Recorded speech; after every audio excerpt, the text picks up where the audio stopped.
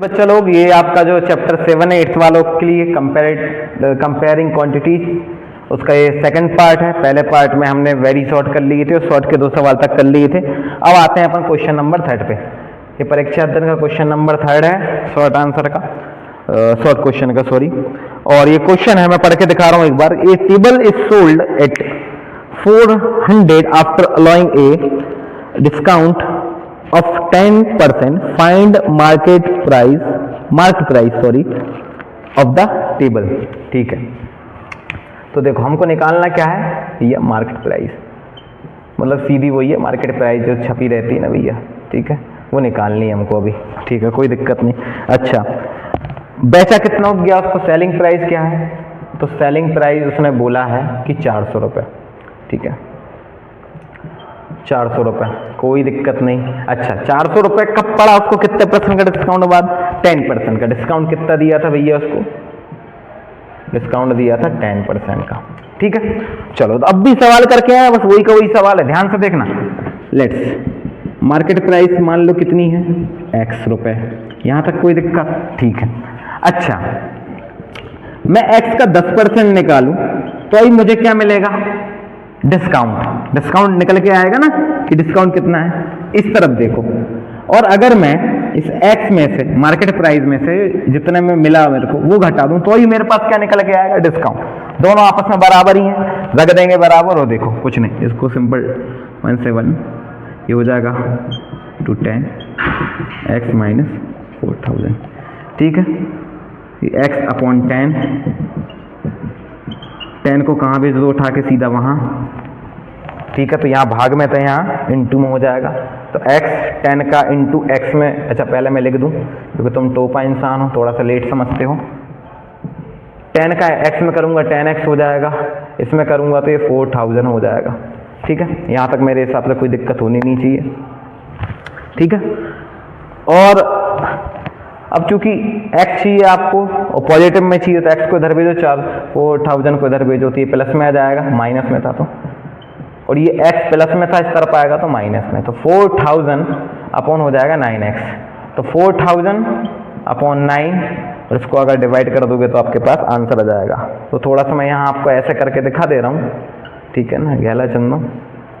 ठीक है, 9 चौके 36, सॉरी 4 यहाँ लिख दूँ, 36 कितना आया, 4 0।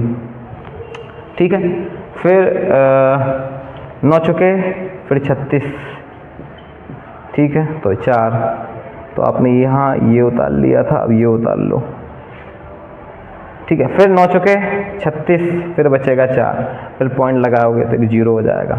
9 चौके 36, फिर 1 0, फिर तो आएगा आपके पास 444.44 रुपीज़। ये आपकी क्या आ गई, मार्केट प्राइस। ठीक है, यहाँ तक कोई दिक्कत होनी नहीं चाहिए, इजी है। अब भी अपन ने एक सवाल किया तो उसी की तरह है।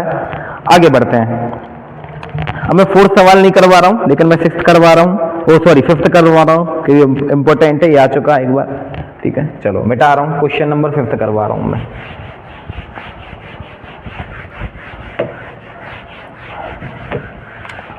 क्वेश्चन नंबर 5th जो है, पहले मैं पढ़ के दिखा दे रहा हूँ ना, शॉर्ट का 5th है ये।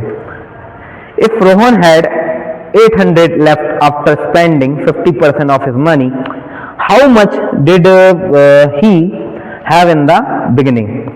इसका मतलब ये है कि अभी वर्तमान में 50% खत्म करने के बाद भी रोहन के पास 500 रुपये बचे हैं, तो बताइए कि शुरुआत में उसके पास कितने रुपए थे। बहुत अच्छा सवाल है, ये आना चाहिए इस तरह के सवालों को। ठीक है, तो हम मानते हैं कि ठीक है भैया, एक काम करते हैं, सॉल्व करते हैं हम इसको, कि रोहन के पास शुरू में, लेट्स बिगिनिंग, ठीक है, बिगिनिंग में रुपए कितने थे उसके पास, x रुपये थे। कितने रुपए थे, x रुपये थे। ठीक है, यहाँ तक कोई दिक्कत होनी चाहिए। ठीक है, बिगिनिंग में, ठीक है, 800, इसको अच्छे से लिख दूँ थोड़ा सा, नहीं तुम लोग रुपीस है ये। ठीक है, तो कितने रुपए थे उसके पास, x रुपये थे। अब उसने बोला कि इसका 50% खत्म करने के बाद, ठीक है, मैंने कहा था परसेंट पूरा कितना होता है, 100 में से अगर आप 50% उसने खत्म कर दिया तो बताओ उसके पास बचा कितना होगा, 50%। जाहिर सी बात है, ये रिमेनिंग होगा। अच्छा, ये रिमेनिंग परसेंट किसके बराबर होगा? जितने रुपए उसके पास बचे हैं। भाई जाहिर सी बात है, वो खुद कह रहा है कि उसके पास 800 रुपए अभी हैं। कब? 50% हटाने के बाद ना। तो 50% जब उसने खर्च कर दिए तो बचे उसके पास कितना? 50% और। तो ठीक है, तो x का ये 50% जब मैं निकालने जाऊंगा तो मेरे पास कितना मिलना चाहिए? 800 रुपए। ठीक है, तो x की वैल्यू पहले इसको काट दो, 0 5 बन जा 5 2 ना। तो x इंटू 1/2 800। तो x बराबर ये 2 कहाँ जाएगा? सामने, ये डिवाइड में है, ये इंटू में हो जाएगा और आएगा आपको 1600, 1600 रुपये। बड़ा इजी सवाल है, बनना चाहिए। ठीक है, और ये आना भी चाहिए कायदे से, क्योंकि इस तरह के सवाल पूछना चाहिए। ठीक है ना। और अगला सवाल मैं ले रहा हूं आपका जीएसटी वाला।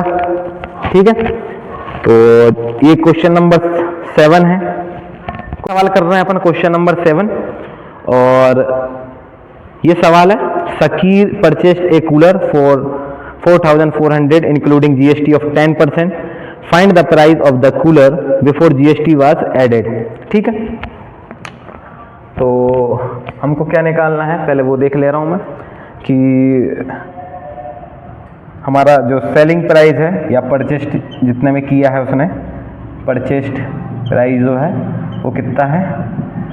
4400। इसमें जीएसटी इंक्लूड है, और जीएसटी कितना लगा है? वो बोल रहा है 10%।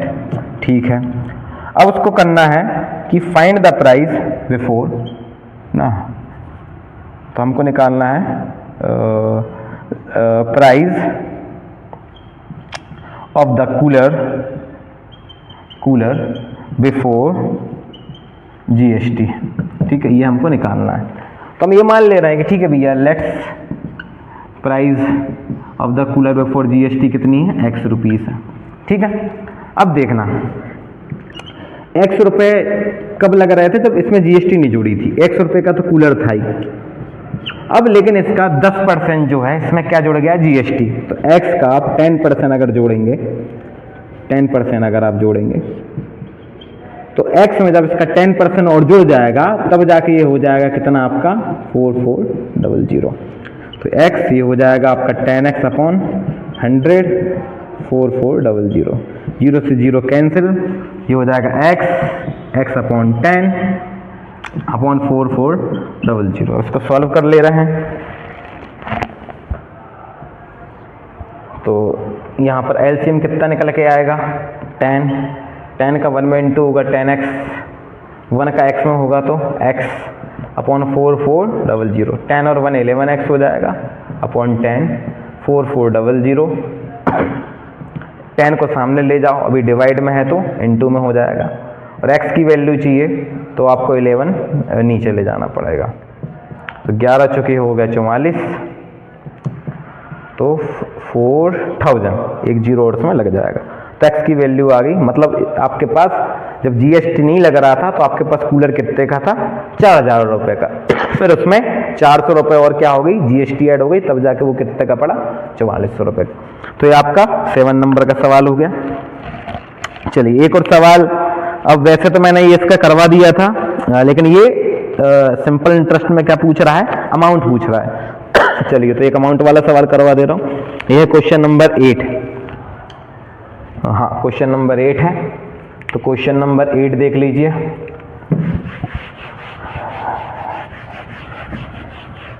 क्वेश्चन नंबर 8 में वो बोल रहा है कि find the interest and amount to be paid on 15,000 at 5% per annum after 2 year. इसका मतलब ये है कि आपको इसमें अमाउंट निकालना है, पहली कहानी तो ये है। दूसरा आपको सिंपल इंटरेस्ट भी निकालना है, दोनों निकाल के दिखाना है। ठीक है, मिश्रधन और साधारण ब्याज दोनों निकालना है। मैंने कहा ठीक है भाई, साधारण ब्याज का मेरे पास सूत्र क्या होता है? P into R into T upon 100।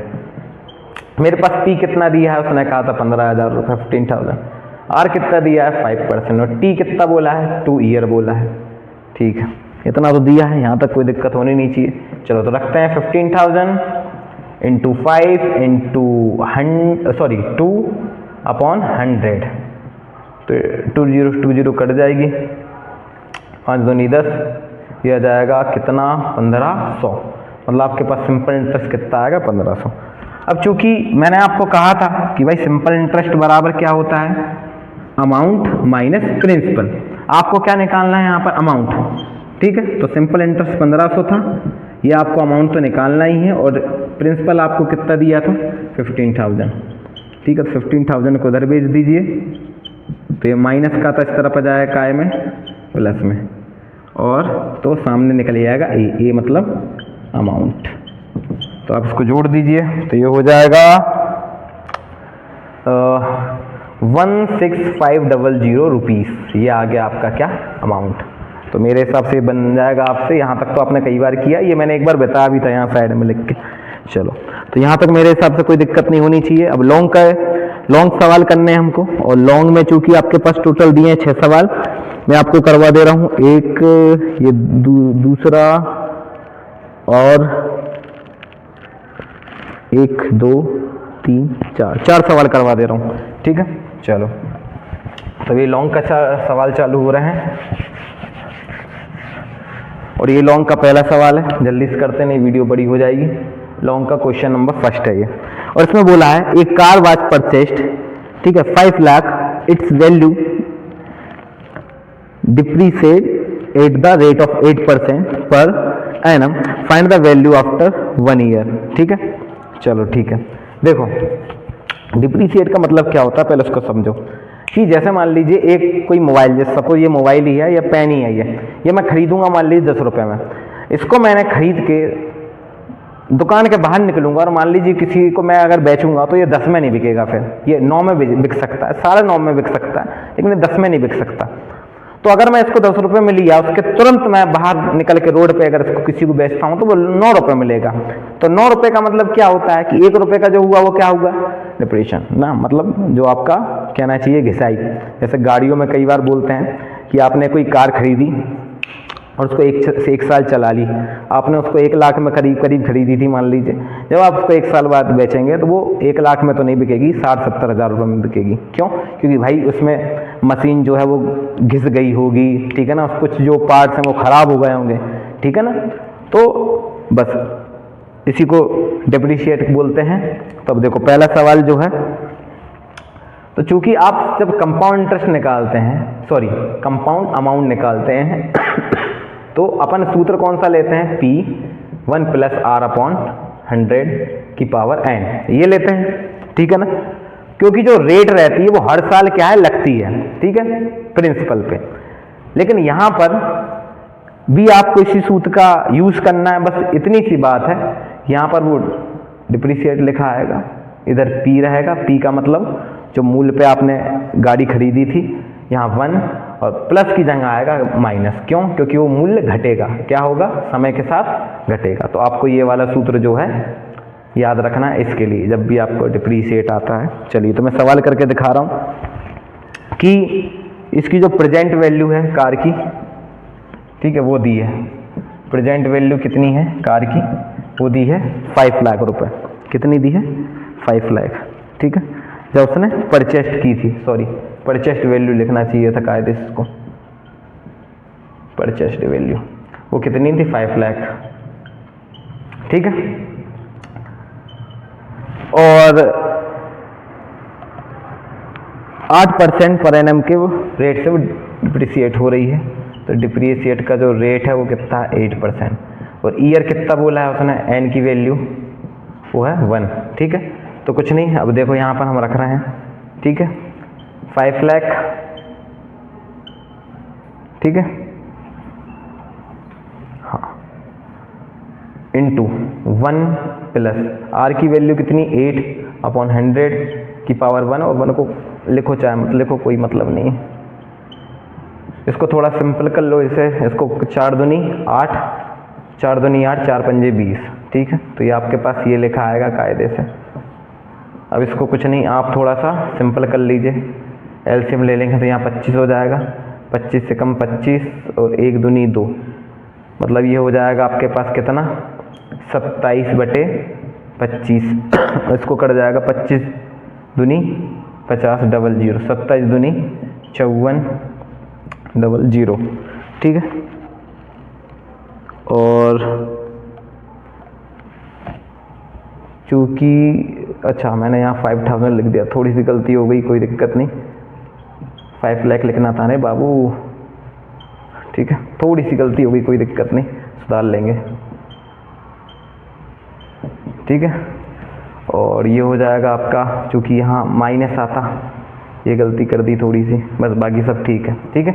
LCM 25 ही आएगा, 25 से कम 25, और 1 का 2 में करोगे 2, ये 5 0 0 0 इंटू 25 में से 2 जाएंगे तो 23/25, ठीक है। अब कोई दिक्कत नहीं है, ठीक है ना। थोड़ी सी यही गलती कर दी थी, ये मैं कंपाउंड इंटरेस्ट का लगा रहा था प्लस वाला, अपने कौन सा लगाना था, माइनस वाला, ठीक है। और ये 5000 लिख रहा था मैं, जबकि 5 लाख लिखना था, ठीक है। उसको काट दो, 25 दूनी 50, 1 2 3 0, और इसमें आप 2 का इंटू कर दो पहले, तो 2 3 6, 2 दूनी 4, इधर लिख दे रहा हूँ मैं, 40 से 1 2 3 4, 1 2 3 4, यही आपका क्या है आंसर, ठीक है। तो थोड़ी सी गलती अपन ने कर दी थी, वो याद रखना, ये माइनस आएगा, क्योंकि आपने कंपाउंड अमाउंट का सूत्र में प्लस पढ़ा है, यहाँ पर क्या लगाना है माइनस, क्योंकि चीज़ें डिप्रीशिएट होगी, कम होगी, ठीक है।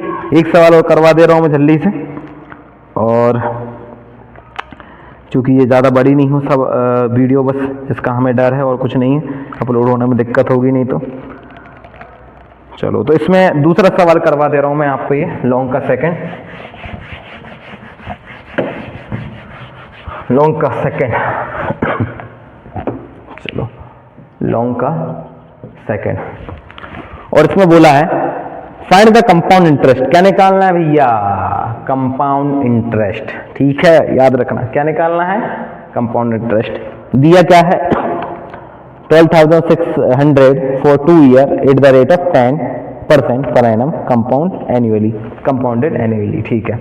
चलो, तो भैया हमारे पास सूत्र जो है वो कंपाउंड अमाउंट का है, काय का है, अमाउंट का, और वो क्या रहता है, P1 + R/100 की पावर n, ठीक है। तो P हमको दिया है, बिल्कुल दिया है, कितना दिया है देख लीजिए 12,600।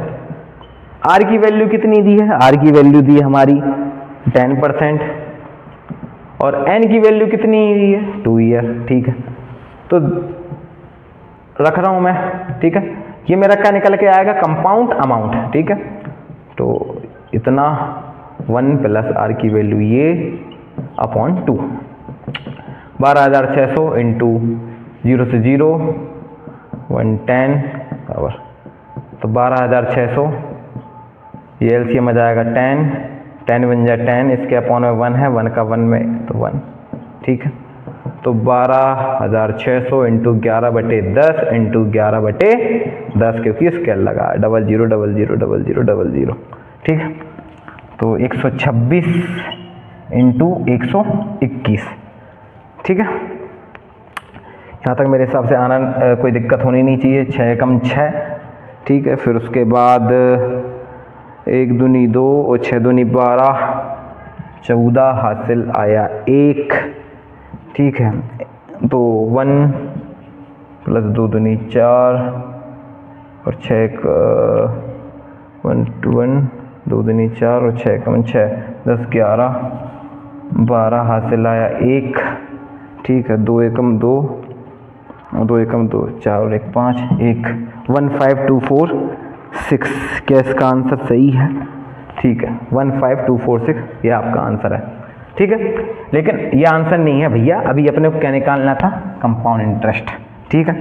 तो कंपाउंड इंटरेस्ट के साथ मैंने आपको बताया था, जब मैंने सिंपल इंटरेस्ट को लिखाया तो मैंने क्या कहा था कि अमाउंट में से प्रिंसिपल को क्या कर देना चाहिए, माइनस। तो देखो अमाउंट कितना निकल के आया, 15,246, इसमें से काय को माइनस कर दो आप, प्रिंसिपल को, प्रिंसिपल कितना था 12,600, तो माइनस करोगे तो आपके पास आएगा 6 4, फिर उसके बाद 12 में 6 का 6, फिर 2 4 4 में 2 का 2 2 6 4 6, क्या इसका आंसर है, बिल्कुल सही, ये आपका आंसर है, ठीक है। तो ये तो मैंने आपको पहले ही बताया था, ठीक है। तो मैं माफ़ी चाह रहा हूँ कि वीडियो बहुत ज़्यादा बड़ी हो जाएगी तो अपलोड होने में दिक्कत हो जाएगी।